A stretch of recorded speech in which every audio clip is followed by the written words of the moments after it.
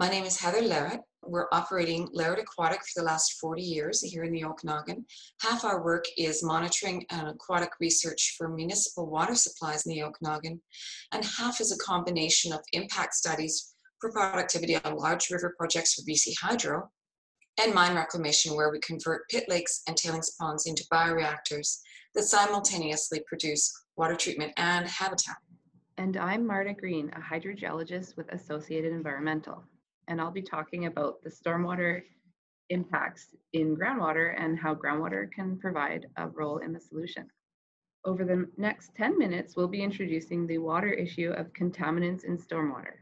I'm going to outline the Okanagan stormwater dilemma and hopefully show what's unique to our challenges here in the Okanagan, what's widespread, and what solutions to stormwater have been developed to date to give us a framework for this aqua hacking challenge. Why the Okanagan? Well, quite frankly, we are one of the most water short regions in Canada. So water issues tend to pop up here first, which is my nice way of saying we're ahead of the curve. Why you? This is a huge problem that translates into lots of meaningful job opportunities. What we fix in the Okanagan will be adapted elsewhere.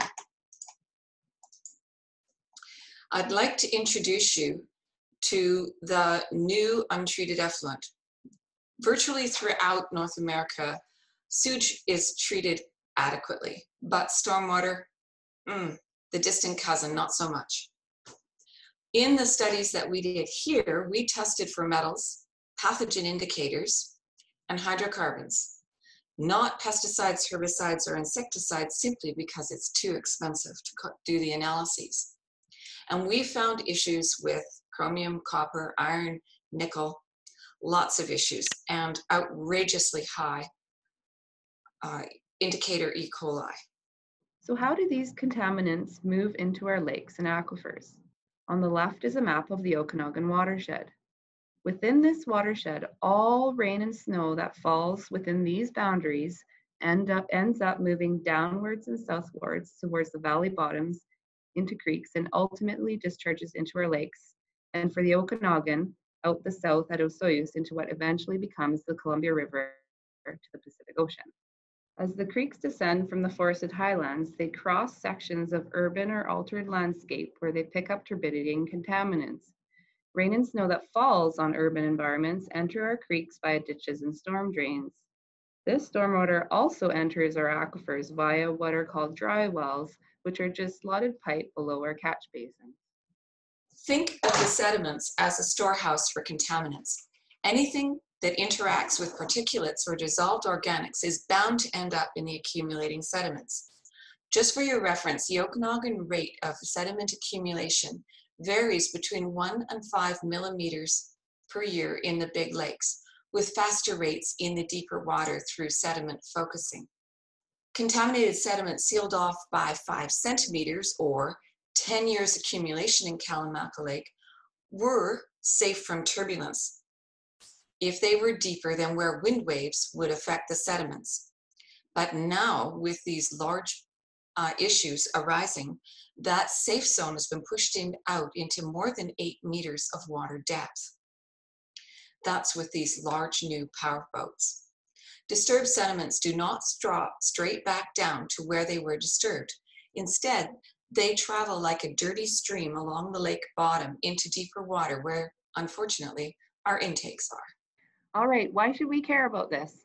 Well, almost 25% of BC's population drinks groundwater, and quite a few of those communities are quite large communities, Fort St. John, Prince George, and also Whistler. Whistler gets half of their water from groundwater, and of course, Whistler being quite a tourism attraction, we definitely want to make sure that the water is of highest quality. There are parts of the Okanagan also that relies heavily on groundwater, the South Okanagan, parts of Kelowna, and parts of North Okanagan as well. Groundwater is also important to BC because quite a few farmers have their own wells. Pretty much all of the farming in the Okanagan is all irrigated because we do have those long dry summers. And so agriculture community absolutely relies on groundwater.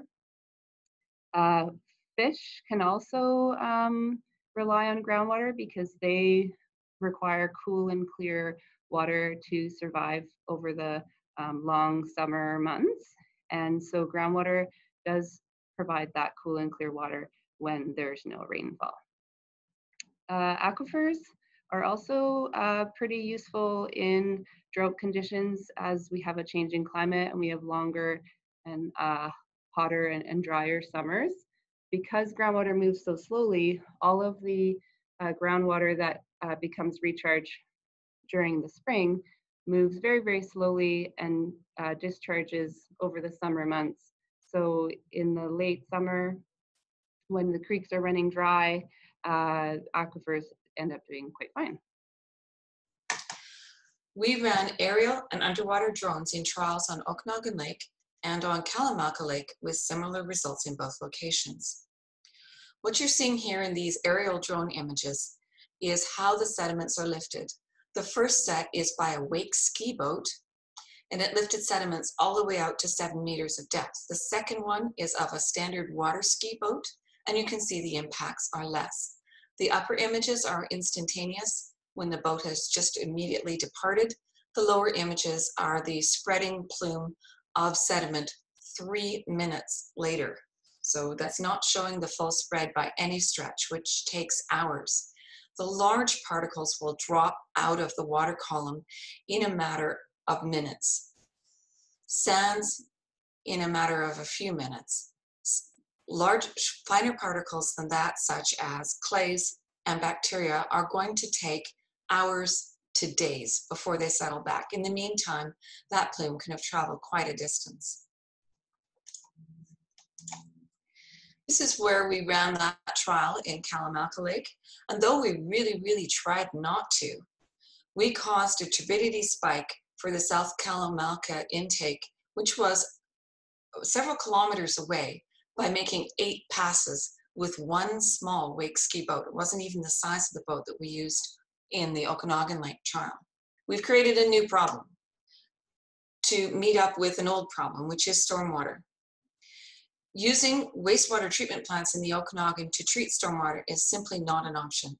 There's too much variation in water chemistry and in the volume of water that would be pulsing through the system with storms to allow a wastewater treatment plant option. And we currently have nothing fancier than a few, and I stress a few, stormwater ponds that do detention, some soak-away zones, and the like. But good as they are, these are not currently able to cope. Stormwater impacts are measurable and they are increasing. This diagram outlines existing stormwater treatment options that are available in North America, basically into 3 categories. Stop it from being a problem, treat it once it is a problem, and damage if you do nothing, which the do nothing option is always very favored in terms of upfront expense. So starting with the prevention, we're looking at either capturing that rainwater and putting it to beneficial use, or detaining it and allowing it to soak away and recharge groundwater. In the urban environment, groundwater recharge goes from 50% of the rainfall before development to something like 15 to 20% after development. So clearly we're starving the groundwater, and recharge is important. When we go to something that's more of a treatment orientation, we still want to stay in the family of treatments called passive treatment. In other words, not a traditional wastewater treatment plant. Here we're looking at such options as treatment wetlands, vegetated swales that have trees and shrubs, and all the wonderful bacteria that grow with them. Especially in the wetlands, it's bacteria do the majority of the work. Green roofs, filter strips, treatment walls, which are buried in the substrate and water passes through it before it goes to discharge, and the least favorable option, which is the do nothing, where we inevitably end up with harm to the aquatic habitat and to drinking water supplies. I would suggest to you that the do nothing option is simply not an option anymore. For groundwater, existing treatment options are, as you can see on the top right, these are called perforated manholes, but we also commonly refer them as dry wells or soak-away pits.